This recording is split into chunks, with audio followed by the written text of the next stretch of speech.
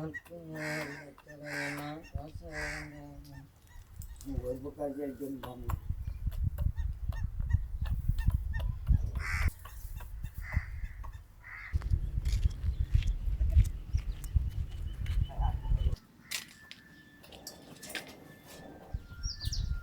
அழகா பார்த்துக்கணும் நல்லா இறந்துட்டு இடக்கான் நீ பிடிச்சி பூ போல கொண்டு போயிட வேண்டியான் இதுவா அப்படியே பிடிச்சிருவோம்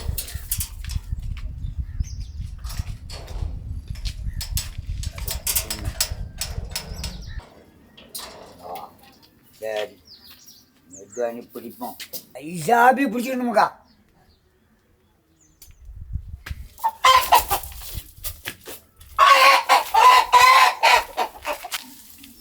நம்ம காலை கட்டி வேண்டானி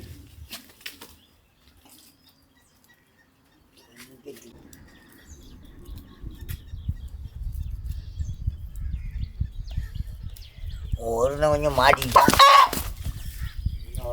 வச்சுங்க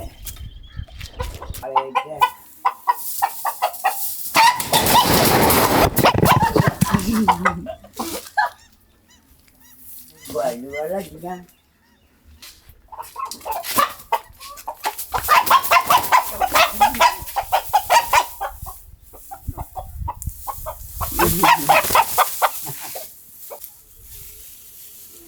கம்மி பண்ணி எடுக்க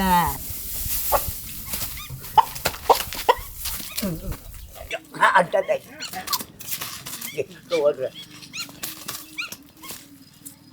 அருமையான பழம் ஆளை எடுத்து போட்டு ஓட்டுவோம் போட்டு கெட்டு வேண்டேன் அம்முன்னு இந்த விட எங்கே ஓடுன்னு பார்ப்போம்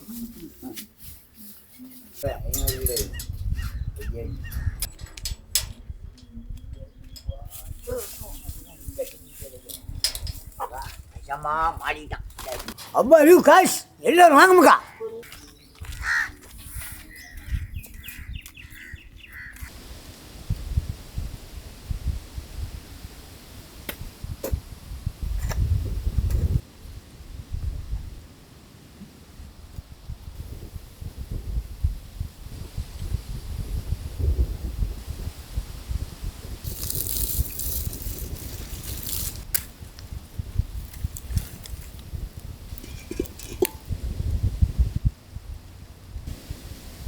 மசாலா எல்லாத்தையும் அழகாக வறுத்து எடுத்துக்கோமுக்கா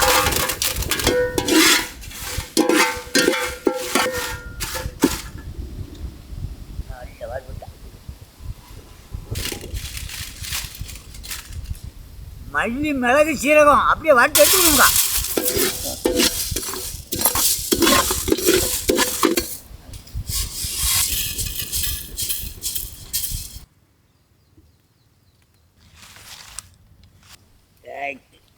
தீயை போட்டு வைக்க வேண்டிய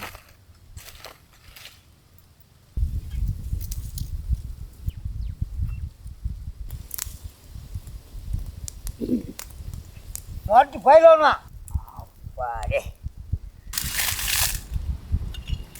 அடுத்த மசாலா எல்லாம் சேர்த்து இடிச்சு எடுக்கணுக்கா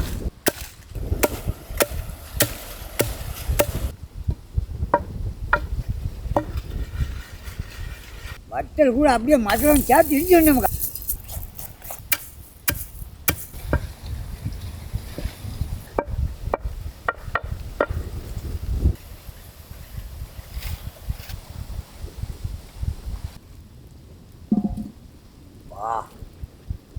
அப்படியே தண்ணியை கொஞ்சம் கொதிக்க வச்சு விடுமுக்கா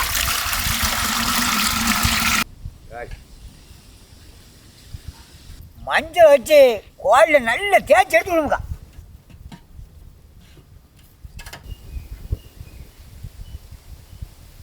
இந்த வீடியோவுக்கு மறக்காமல் ஒரு லைக் போட்டுருங்கப்பக்கா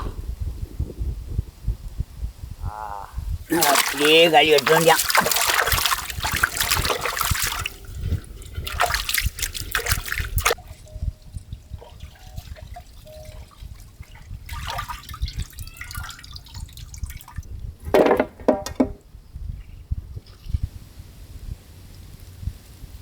வச்சா தான் அந்த காற்றுக்கு நின்று எரிவான் பல்லுவாக இருக்கும் சரி அப்படியே வச்சுருவோம் சரி இனி வெட்ட பிடிச்ச வேண்டியமுக்கா பயிலாவண்ணா.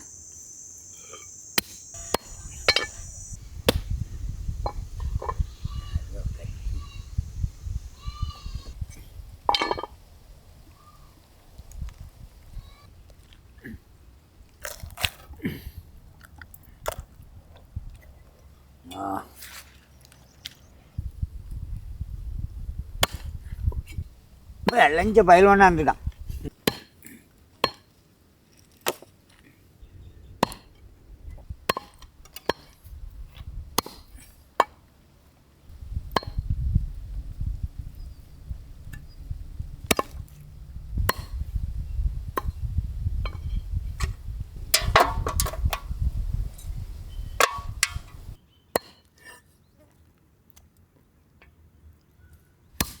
வெட்டு வெட்டு கரியாக தான் இருக்காம்க்கா.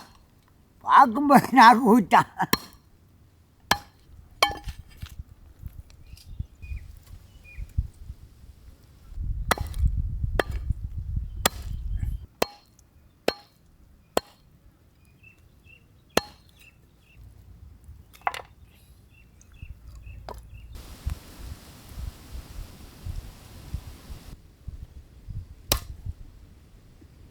ஒவ்வொன்று 3 கிலோ இருப்பான்.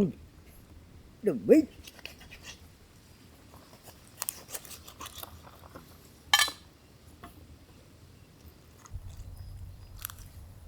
கொட்டை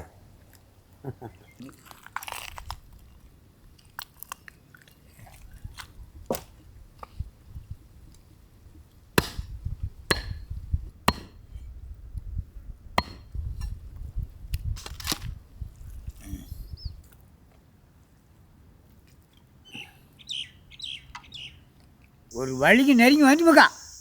மழை வரகளை சீக்கிரம் முடிச்சுட்டு ஓடிடணும். நல்லா மேகம் போட்டுக்கான். இப்படி கொளுத்துன்னு கொளுத்திடுவான்.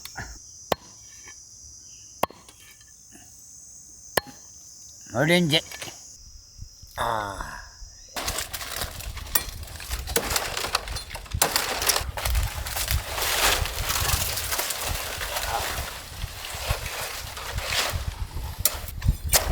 அறுக்க நல்ல அழகாக எனக்கு எடுத்துக்கணும்க்கா.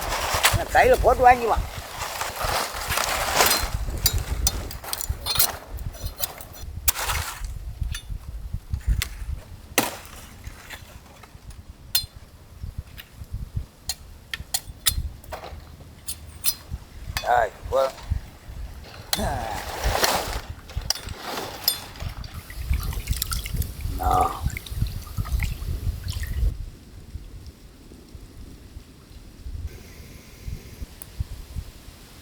நல்ல கோச்சு வேண்டாம்க்கா.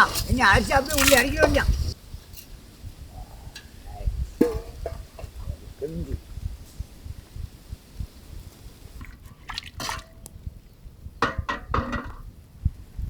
அரிசியை நல்ல கொலைய வைக்கணுமுக்கா. அப்படின்னா களி பக்கமாக வரும். தேவையான அளவுக்கு உப்பு சேர்த்து விடுமுக்கா.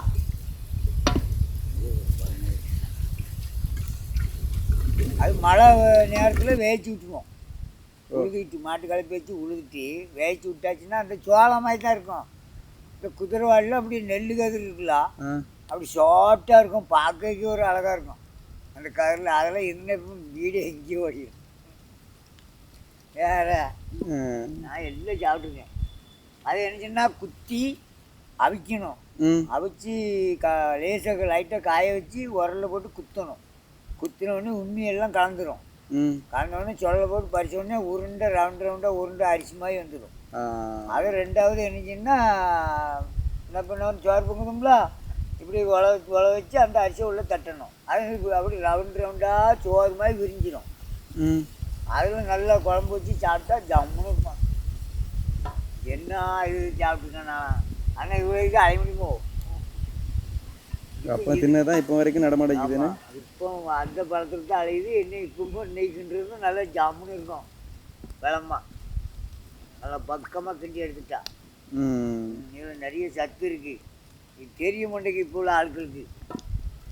அந்த ஒரு பழைய காலத்து ஆளுக்கு தான் எல்லாம் தெரியுது. நான் நிறைய சாமி அரிசி வரவு குதிரைவாளி எல்லாம் சாப்பிட்டு. அப்படியா? ஆமாம். அப்படி தட்டில் இப்படி குவாரி வச்சா யார் ஊருக்கு வாசம் அடிக்கும். இந்த சாப்பாடில் என்ன சாப்பாடு?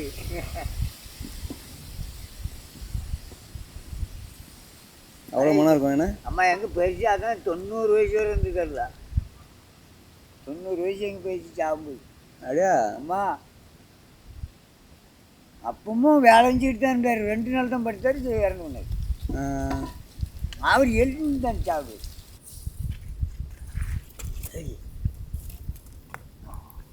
இல்லை கோவிச்சு வைந்தாமக்கா கொஞ்சம் அரிசி கோவிச்சு தண்ணி கொஞ்சம் எடுத்து வச்சுக்கிடும். மாவு கலக்கும் தேவைப்படும்.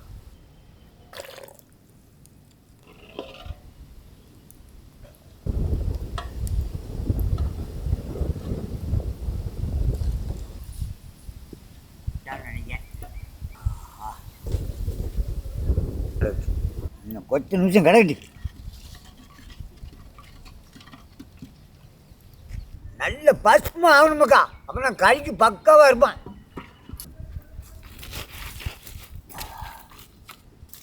போகுது அவ்வளோ வர வந்துச்சு. பார்ப்போம். பக்கமாக ஆகிட்டாமக்கா, இனி அப்படியே இறக்க வேண்டியான் மாவா.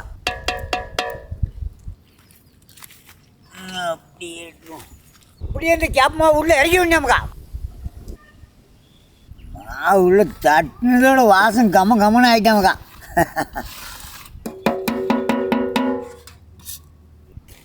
இந்த தணலெல்லாம் நல்லா எடுத்துக்கணுமாக்கா, இன்னும் அடியில் பிடிச்சிக்கலாம்.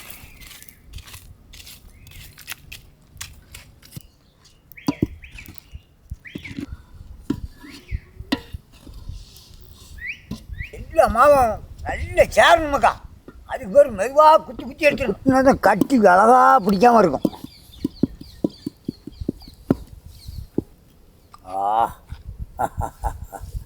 எம்மனு வந்தான். கீழே இறக்கி வச்சு நல்லா கிண்டணுமாக்கா, இன்னும் கரெக்டாக வருவான்.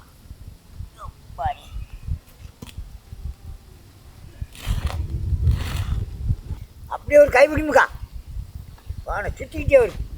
அப்படி பிடிக்கணும். வாரத்துக்கு ஒருக்கா சாப்பிட்டா போதும், உடம்புல சும்மா இருமா ஆயிடும்.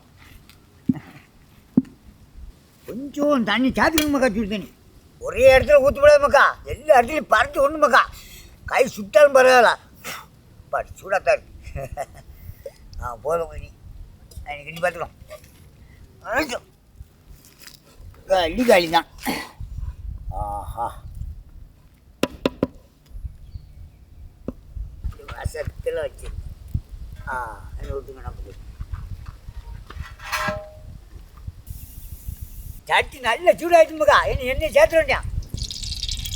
கால் உழைச்சலுக்கு கடுகு நல்லா சேர்க்கணுமுக்கா.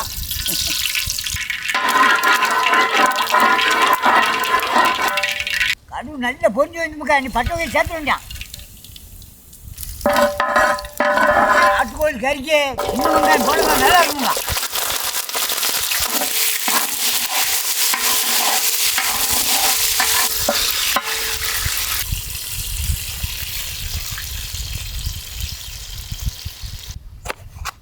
வெங்காயம் நல்லா பொண்ணு நிறமா மாட்டாமுக்கா, தக்காளி இறக்கி வேண்டாம்.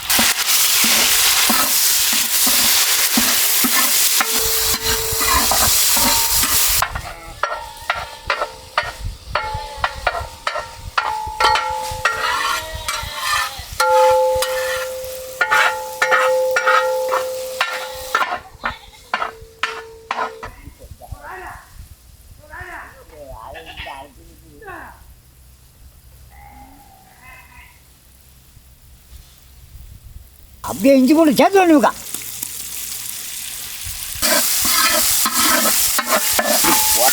வாசம் எழுந்திட்டானே.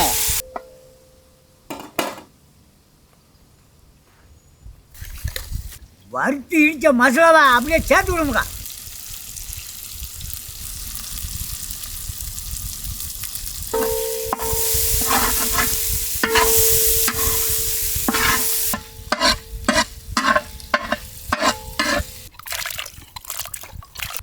கறியை நல்லா கழுவி எடுத்துக்கணுமுக்கா. இல்லை சொல்லுவோம்.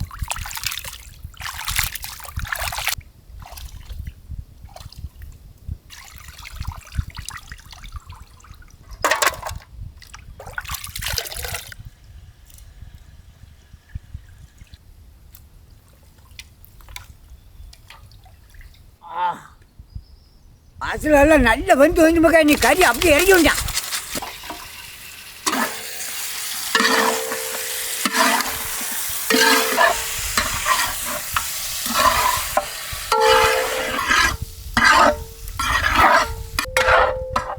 கிண்டா நாக்கு அப்படியே ஊற்றவங்க.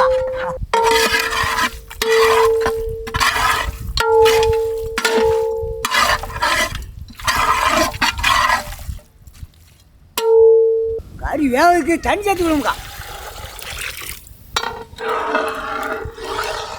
நீ அப்படியே உருண்டை பிடிச்சி எடுத்துருவோம்க்கா.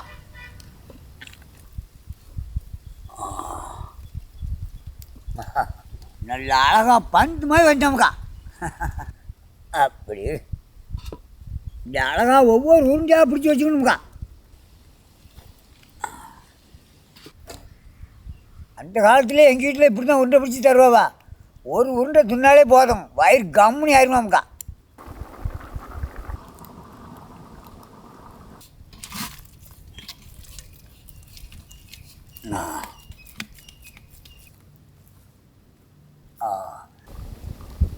இந்த கதை கதைன்னு கொச்சு வந்தோம்க்கா. இந்த பக்குவத்தில் அப்படியே உப்பு சேர்த்து வேண்டியான்.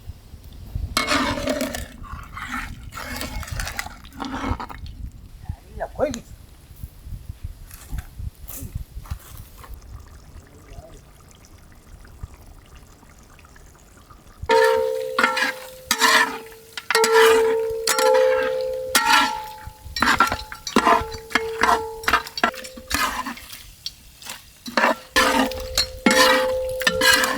நாட்டுக்கோள் கிரேவி ரெடி ஆகிடுச்சுமாக்கா.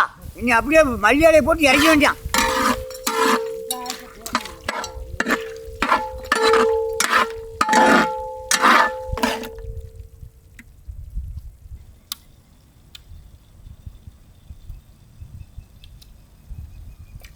பார்க்கும்போதே நாக்கு ஊறிச்சுமுக்கா. இனி அப்படியே இறக்க வேண்டாம்.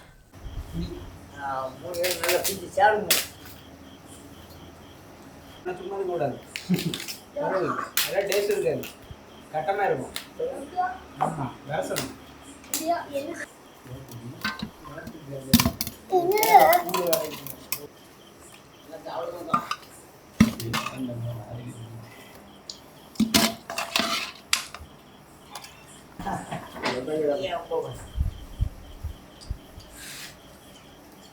வாசமா ஒரு குடி என்ன.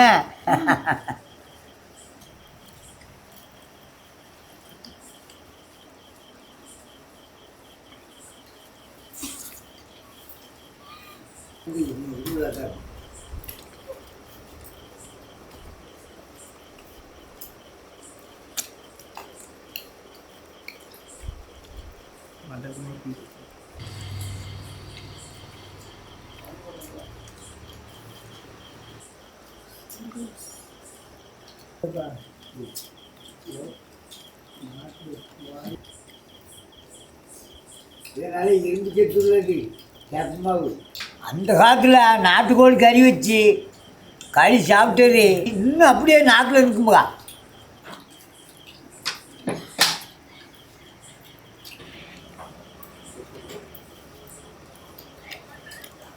வாரத்துக்கு ஒரு திருப்பி இப்படி சாப்பிட்டா உடம்பு ரொம்ப வலுவாக இருக்குமுக்கா.